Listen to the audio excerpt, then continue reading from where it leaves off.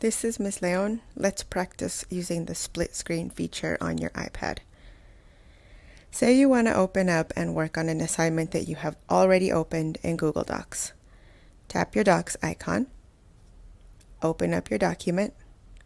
To open another application, use the small amount of pressure and swipe up on the bottom of your screen. This is your doc. These are the apps that you have used most recently.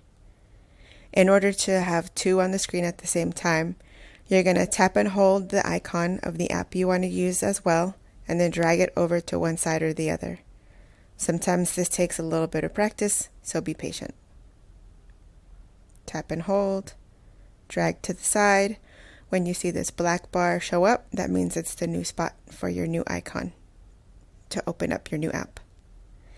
Now I can keep typing.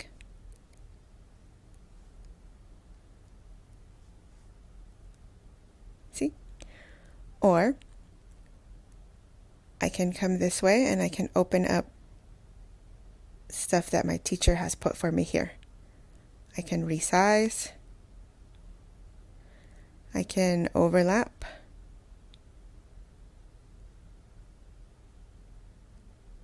I can scooch it. And when I'm done and I don't want to see the other app anymore, I'm going to look for the black bar that separates it and the little gray spot in the middle and just drag it over to the side. Not every single app is going to let you split screen. A student told me, and he was correct, that some of the video recording apps that will do screen or camera will not allow you to split screen. I hope you find this helpful. Now, happy recording and get to work.